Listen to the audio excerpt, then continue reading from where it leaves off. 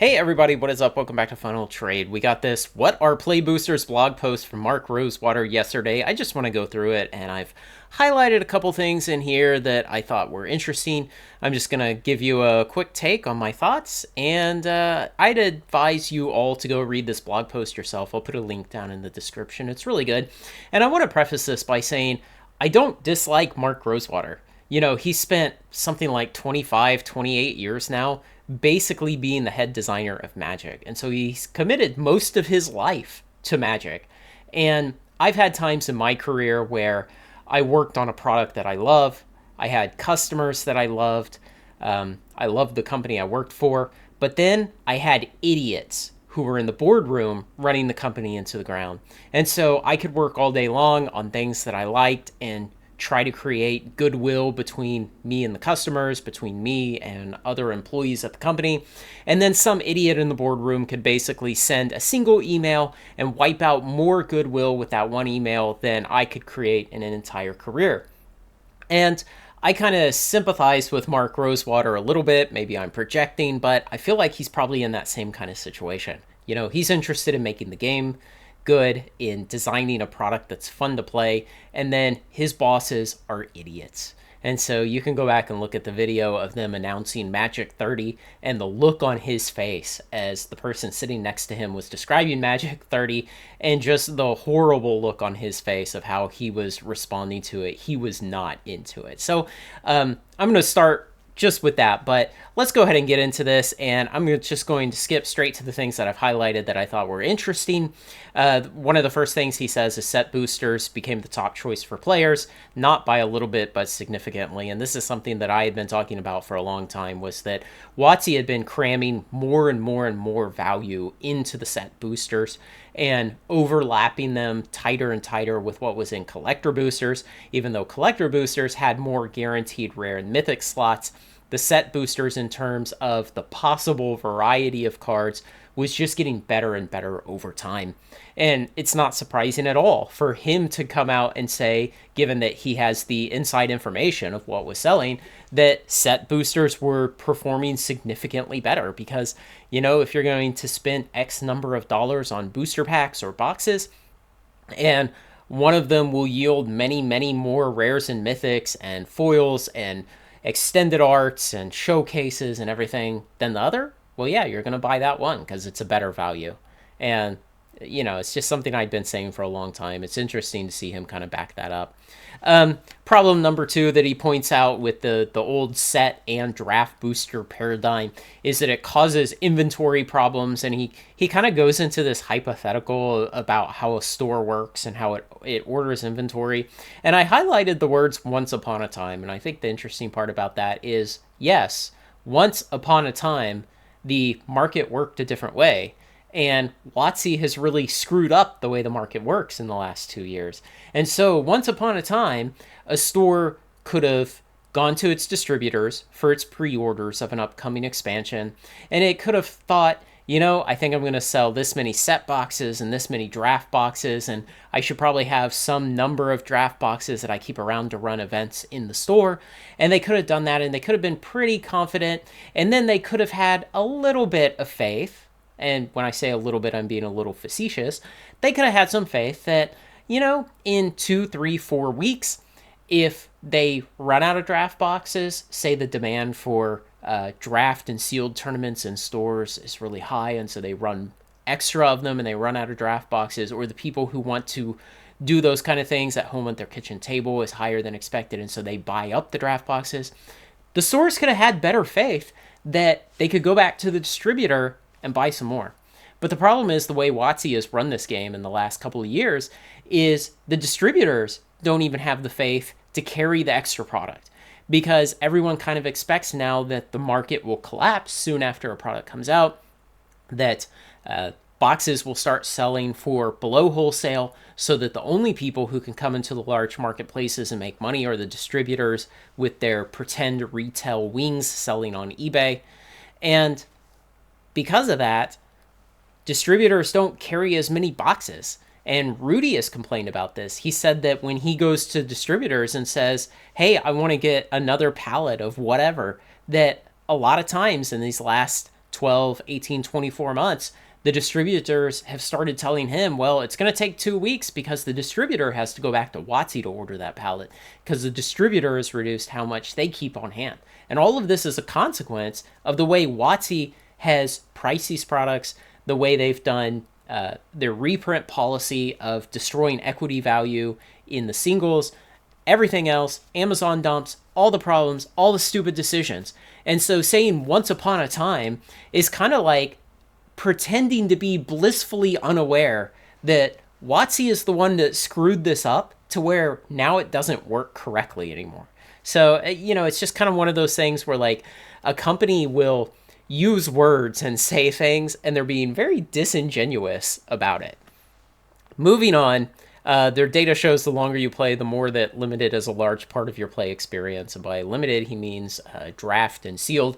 I thought that was interesting. That's not something I would have ever guessed. I would have kind of guessed that, if some small percentage kind of gets into it and then it kind of waxes and wanes over time, that people come and go from limited like they might other formats. So it's just kind of an interesting little fact that he throws in there. Set boxes and draft boxes both being available made some boosters less desirable. And I feel like here, I feel like Mark Rosewater was kind of coming up with this list, and he was like, how many problems should I list in this blog post? And he was like, 6-ish. And so he was trying to come up with them, and then he was, scraping the bottom of the barrel. And so he pretended this one. He kind of imagined that this could kind of be a problem. And basically what he tells here is this story where like you have a store and they want to give a prize, and the players get the wrong prize. And it's like, but the way for a store to solve that is to not say, here is your prize, like it or suck it. The way for a store to handle it is to say, you know what, I think that the prize for this event, let's say it's just a booster draft event, if you come in first place, you get, I don't know, $10 of store credit that you got to spend tonight. And I think that's just a smarter way for stores to handle it. And the nice thing about that is if the winner of that draft tournament has, a $30 single in the display case that they've had their eye on, now if you give them a $10 credit, they'll probably buy it. Or maybe they'll put it towards a booster box, or, maybe they'll spend it on a variety of different flavored Kit Kats. Who cares? But it gives the person who wins the tournament the ability to decide what their prize wants to be. And this like made up scenario of, I got set boosters instead of draft boosters. It's like, that's a really weak argument. It just seemed real weird to throw that in. Problem 6, every booster buyer wasn't getting all the cool stuff. And he says, why can't players get both? After he talks about, people who buy set boosters to build collections or to brew with or whatever, they would get these cool alternate arts and extended arts and variants and all this stuff. But then people who want to play limited formats, want to do draft and sealed, they don't get that stuff. The problem with this argument is that people who play draft don't want that stuff. They want to play draft, and they probably want to play draft at the cheapest possible price. They want the experience of sitting around the table and drafting and cobbling together a deck out of the cards they drafted and then playing a tournament with it. They don't want all that extra stuff. And so I don't know, like, is he confusing what these different groups will want? Because if somebody really wants, like, the alternate art, full art, extended, confetti, foil, whatever, then maybe they'll just go buy set packs instead, And so it seems to me like he's, earlier in this blog post, he acknowledges that there's different types of players who want different things. But then here he's like, why can't they all get everything? And it's like, well, because they have finite amounts of money, and you need to try to come up with products that fit the niches correctly and then also have some overlap so that you can span between those niches and satisfy the most customers and produce the most revenue. And so it's weird to be like, why can't they get both? Well, they don't want both is the problem.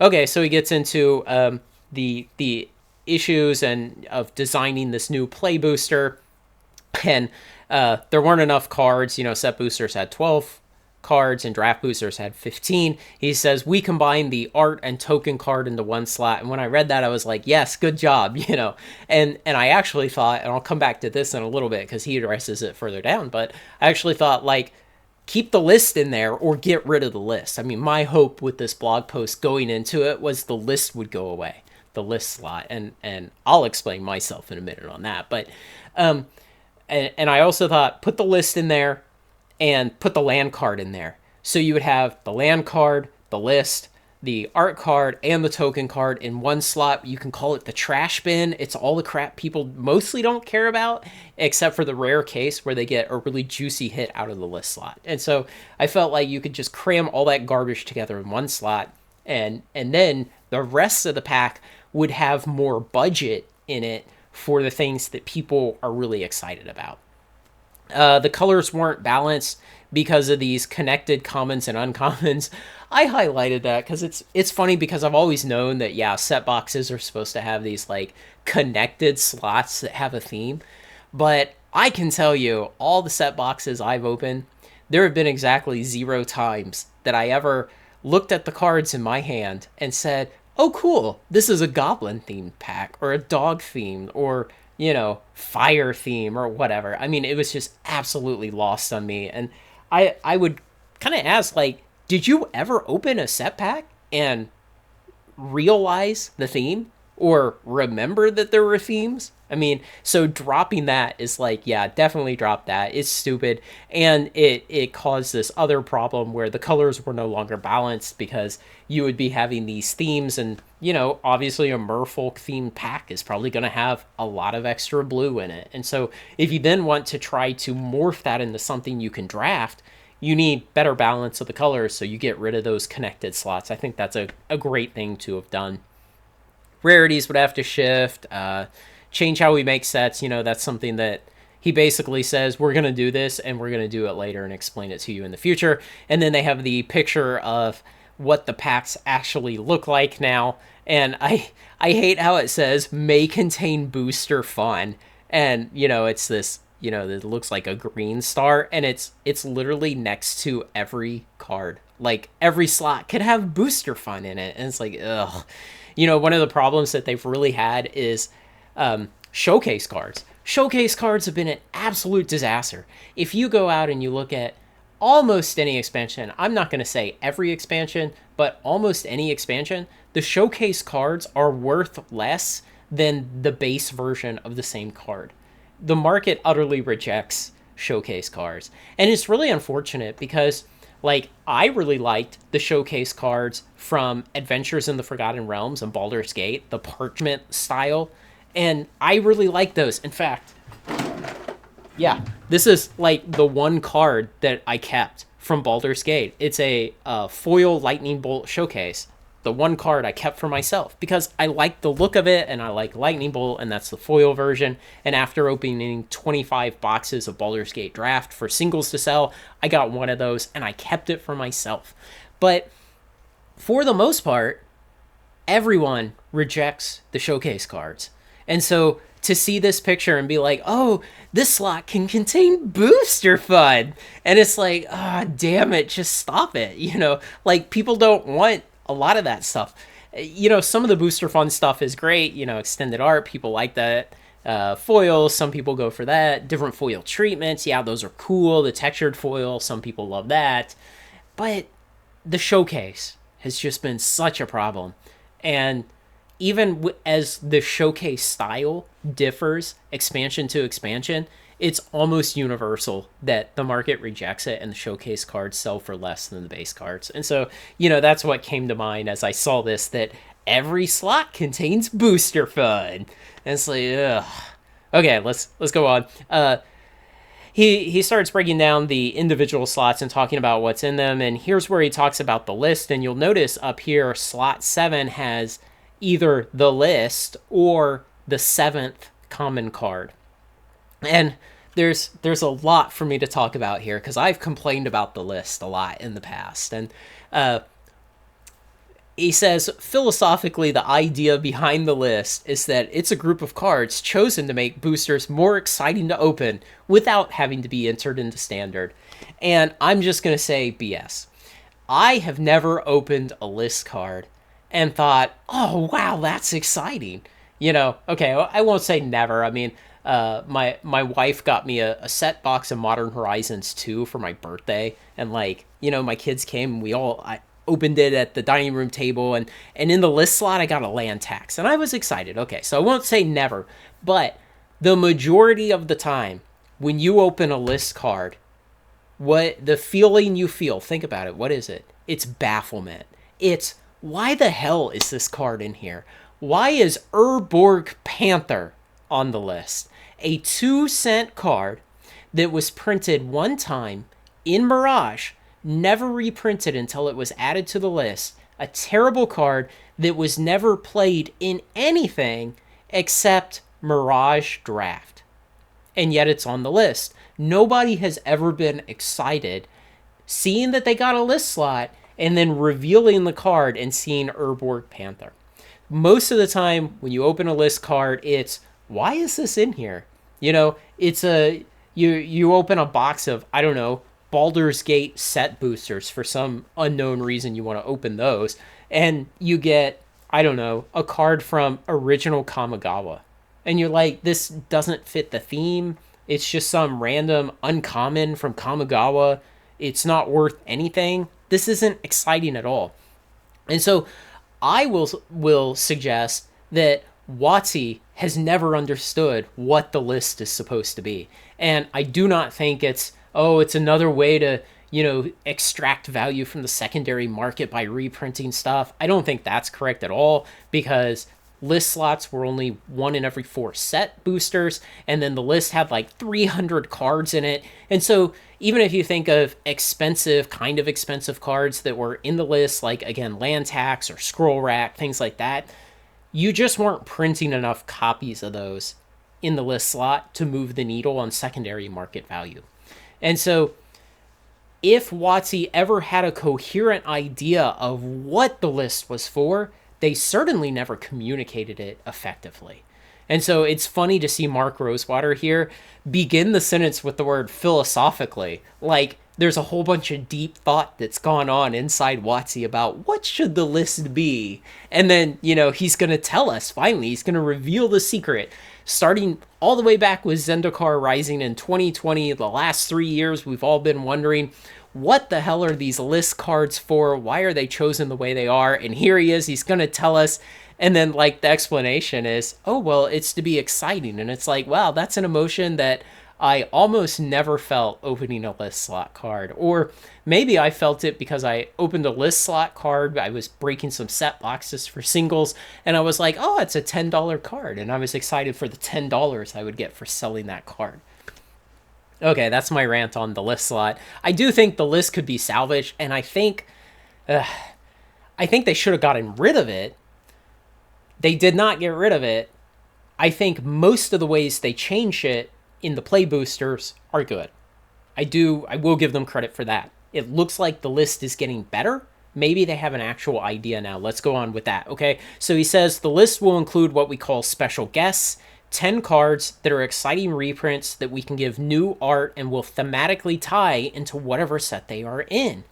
I think that's a great idea, and to really understand it, you have to read that next thing I've highlighted down there. That's in addition to the special guests, there will be 40 cards that are reprints without new art. And so what he's saying is, instead of the old list being 300 freaking cards, the new list will be 50 cards. I think that is a great change because, one, when they actually go to curate the list, instead of staying late at work and being forced at gunpoint to fill this 300 card list up with crap like Urborg Panther, instead they can really sit and they can think, okay, we only have 50 slots.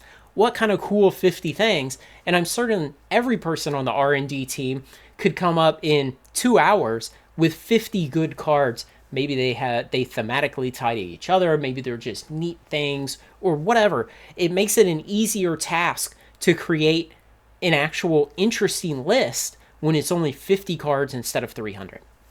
And so these 10 special guest cards, I think that's really cool. That's something that we talk about a lot, that one of the ways that WotC needs to create value that balances between game pieces and investing is you create cards that are available by other avenues, but you create them with rare artworks. And then they're valuable because of the rarity of that artwork, but they're still available to people who want to play. And that's a way to somewhat bridge that gap between the game pieces people and the investors. And I think that this is a good way to go about it. So 10 of them, and then also the art will thematically tie in to the set that they're in. That's a really cool idea because obviously one of the things WotC does really well is the flavoring of the sets. And so if you can take some old classic cards, Demonic Tutor will probably be on there again and again because they love reprinting that. But, Demonic Tutor in whatever new art style for the current theme of the set. I think that's a really good idea. Moving on, he actually spells out the number 6 rares out of, or 7 in the rare mythic slot and 1 mythic out of the rare mythic slot. That's just interesting to me because in the past that ratio has fluctuated around. At one time it was 1 mythic out of 8.4 rares or mythics. At another time it was 1 out of 7.4. It's been 1 out of 7 at times. There have been some circumstances where it was 1 out of 6. So it's exciting for me as like a data and math model person to see him say, oh, it will be 6 out of 7. So that was just interesting to me.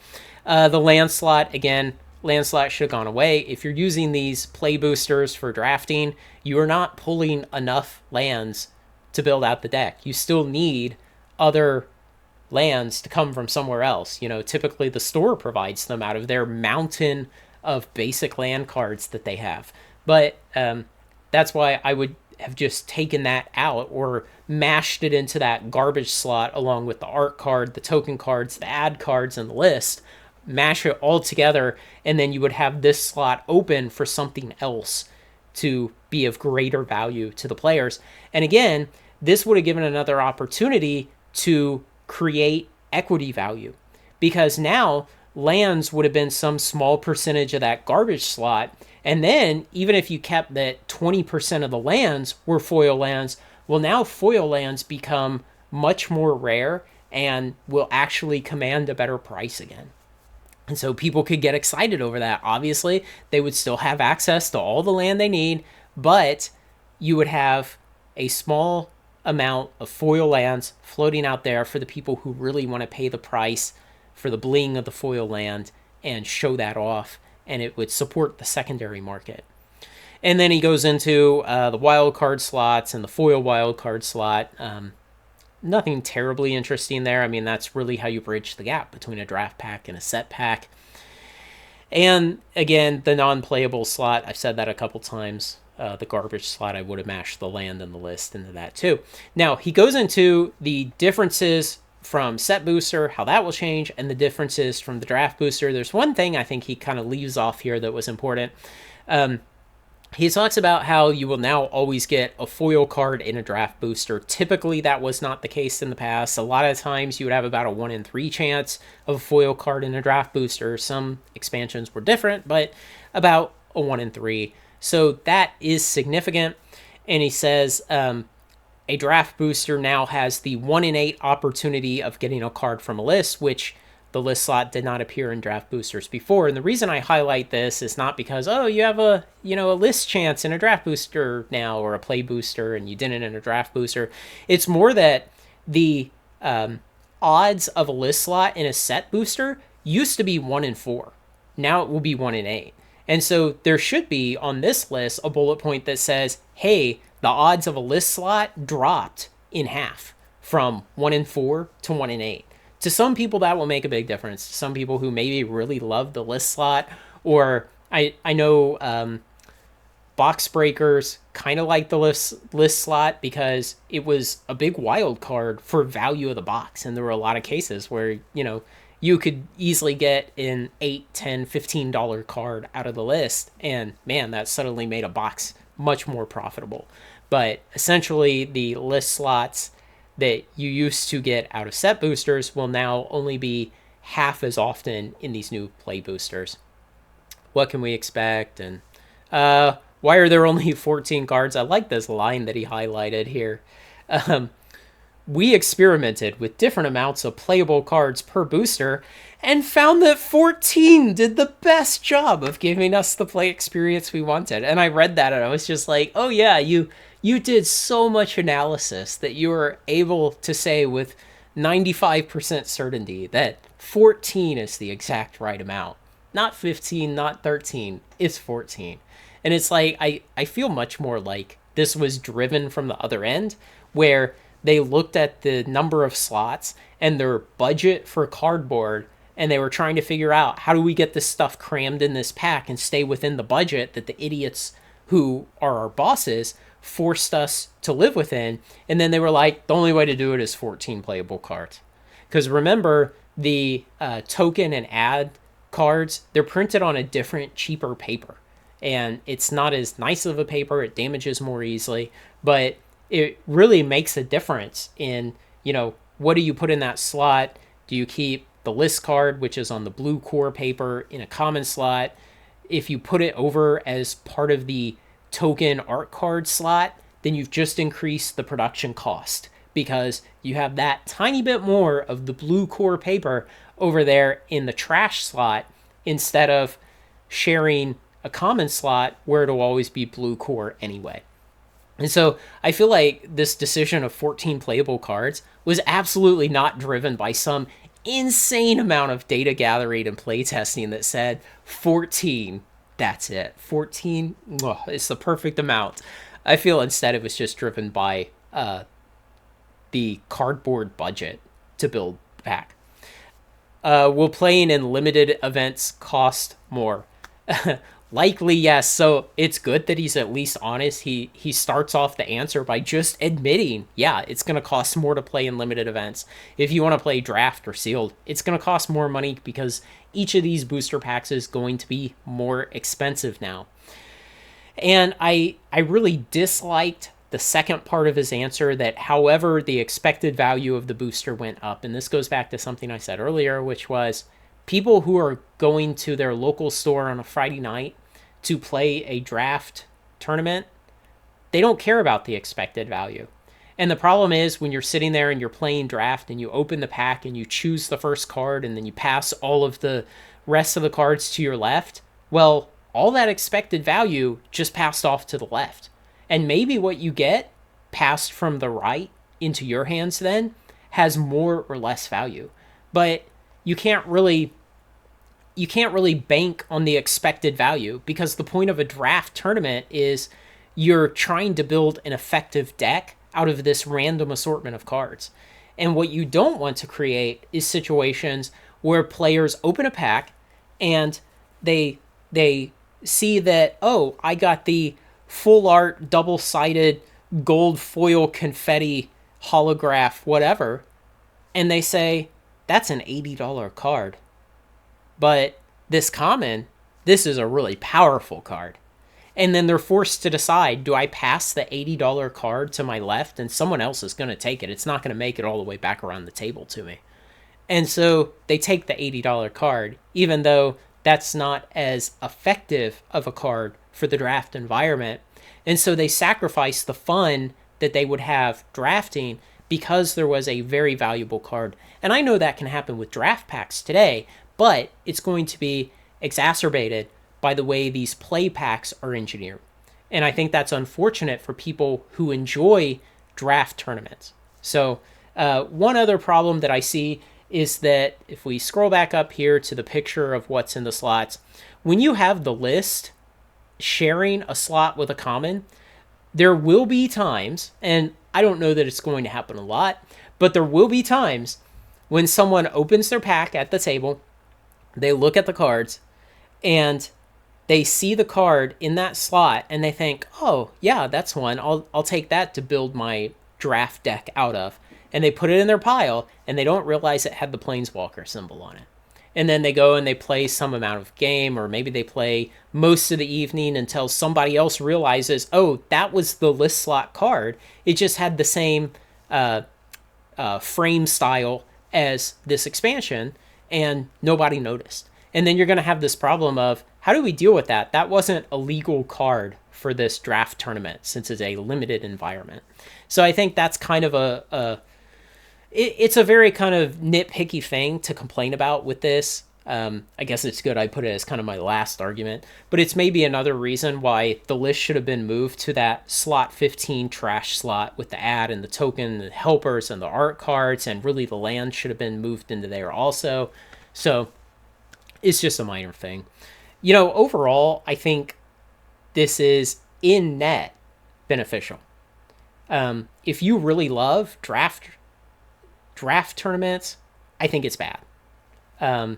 Sealed tournaments, yeah, it's probably just a tiny bit bad. Maybe it'll turn out to be mostly a wash, or maybe a little bit good. It's kind of hard for me to assess that. If someone has any strong feelings about the effect of this on sealed, let me know down below. I'd love to hear some passionate thoughts about that, because I don't really know. But I think this is bad for people who love draft. I think it's good overall. I think as investors, which most of us here on this channel are, I think it's fine. I don't really think it changes much. It makes our life a lot easier because we no longer have to agonize over should we be buying draft boxes or set boxes. I don't really see this causing some kind of run on existing draft boxes now that essentially draft boxes, the backbone of Magic production for the last 30 years, are going away and being replaced by play boosters. I don't think we're going to see some huge run on them where people say, oh, well, the draft experience back then was so much better that I'm going to go buy up all of those so I can just stay with that draft experience. Part of the reason for that is, as Mark Rosewater says in this blog post, they will evolve this over time, and they really do. Set boxes in their 3-year life, they evolve set boxes continuously. They constantly tinkered with what was in them. The same with collector boxes, and I expect play boosters will have the same fate. Mark Rosewater himself says so in this blog post, and I think to the extent that this is currently bad for drafting on a financial and a value standpoint, those probably won't change. But to the extent that they may be bad for drafting in terms of the composition of the pack, I think that will more or less get ironed out towards a better place over time. No one will ever be completely happy, myself included, so don't expect that. I don't know. That's all I really have to say, and seems fine. Hopefully this will be the first of a lot of changes that try to get the whole game and everything in the way WotC stewards the product back to a healthier spot over the course of a couple years, and eventually heals a lot of the damage in the Magic secondary market, because it's going to take a long time to fix it. This looks mostly hopeful. I am cautiously optimistic. Let me know what you think, guys. Thanks to everyone who makes this content possible, especially my supporters on Patreon. Like, comment, share, and subscribe, and join me on Final Trade.